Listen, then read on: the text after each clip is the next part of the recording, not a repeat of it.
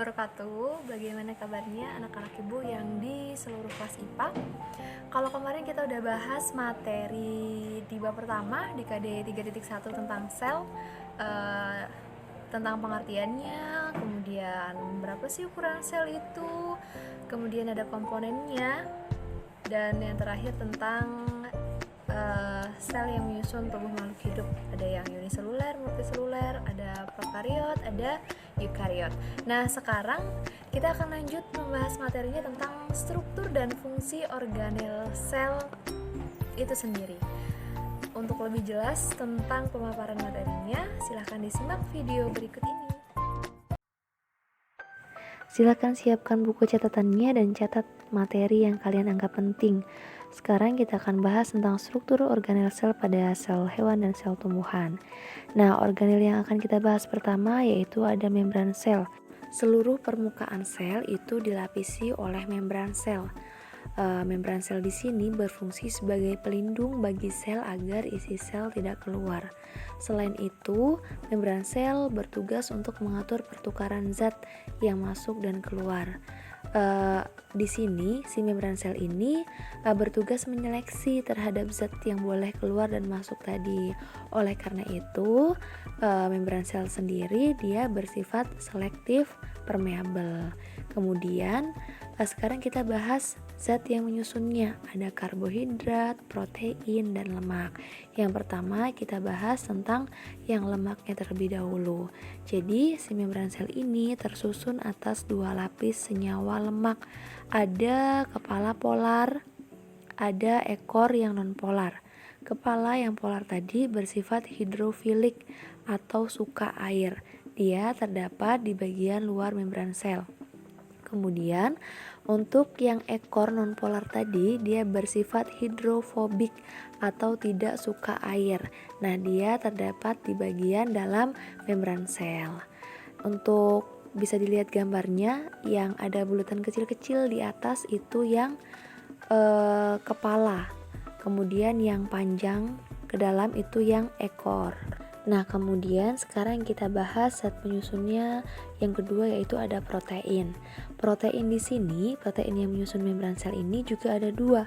Ada protein integral atau intrinsik dan protein perifer atau ekstrinsik. Dari namanya harusnya sudah bisa dibedakan.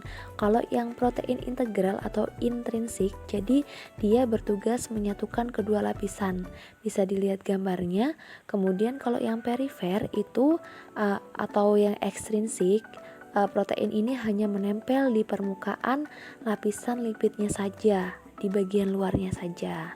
Nah, kemudian protein dan lipid ini tadi. Yang ketiga, tadi kan ada karbohidrat nih yang menyusun membran sel. Jadi si protein dan lipidnya itu ada yang berikatan dengan polisakarida, karbohidrat.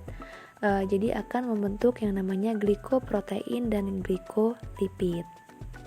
Nah, ini sudah Ibu cantumkan gambar besarnya. Kita lihat yang pertama fosfolipid bilayernya.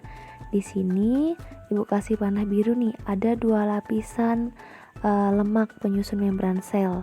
Yang bulat-bulat di bagian luar itu adalah kepala polar yang hidrofilik tadi.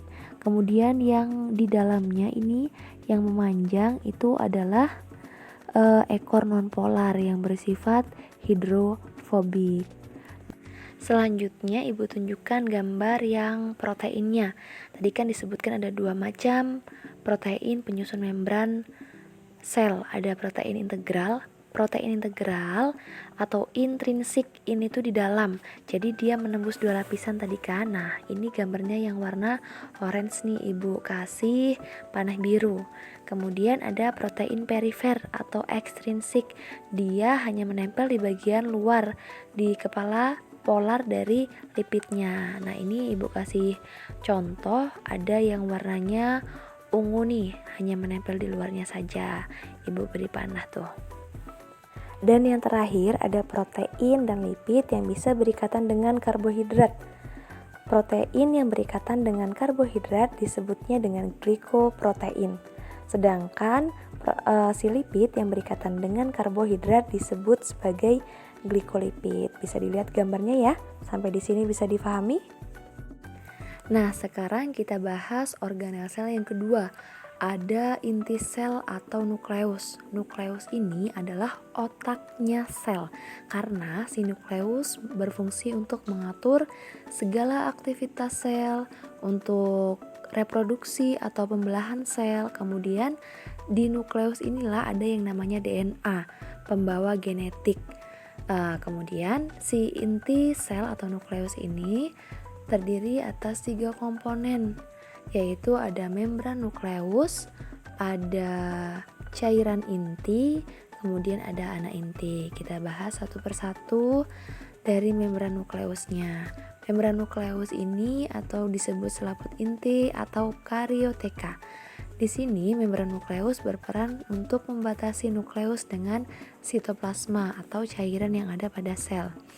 Kemudian di membran nukleus ini terdapat banyak pori. Fungsinya untuk apa? Untuk keluar masuk suatu zat. Yang kedua ada cairan inti atau disebut nukleoplasma. Cairan ini berada di dalam nukleus. Di dalam cairan inti ini terdapat enzim, protein, nukleotida, ion, dan kromatin. Kromatin ini benang-benang halus yang berfungsi dalam pembelahan sel. Dan yang terakhir, komponen penyusun nukleus itu sendiri ada nukleolus atau anak inti. Ingat ya, nukleus itu inti selnya, nukleolus itu anak inti sel. Di sini di dalam nukleolus itu terjadi yang namanya sintesis RNA. Fungsinya nantinya untuk membentuk protein dalam tubuh kita. Selain itu, dalam inti anak inti atau nukleolus ini juga terjadi pembentukan ribosom. Selanjutnya yang akan kita bahas yaitu sitoplasma. Sitoplasma ini berfungsi sebagai tempat penyimpanan bahan kimia, penyimpanan dan pembongkaran zat. Sitoplasma merupakan semua bagian dalam sel kecuali yang dua yang sudah Ibu jelaskan di awal ya, membran sel dan inti sel. Jadi sitoplasma ini bentuknya adalah suatu cairan yang berada di luar inti, terdiri atas air dan zat-zat yang terlarut serta berbagai macam organel sel hidup. Nah, organel selnya itu diantaranya ada mitokondria, ada retikulum endoplasma, dan ada ribosom. Nah, cukup sekian untuk pertemuan kita hari ini. Jadi organel sel yang kita bahas di minggu ini ada 3. Lainnya kita bahas di pertemuan selanjutnya ya. Ibu takut kalau misalnya durasi videonya lebih panjang, bukannya ditonton, malah kalian ya ketiduran. Tetap semangat belajarnya. Untuk catatan nanti Ibu akan buatkan form pengumpulan ketika satu bab ini sudah selesai. Satu lagi, jangan lupa tuliskan nama dan kelas kalian sebagai absensi Bu Nurul dan bukti bahwa kalian sudah mengikuti pembelajaran biologi di hari ini. Cukup sekian pertemuan kita kali ini. Tetap semangat belajarnya. Ibu akhiri, wassalamualaikum warahmatullahi wabarakatuh. Silahkan dibaca materi untuk pertemuan selanjutnya ya.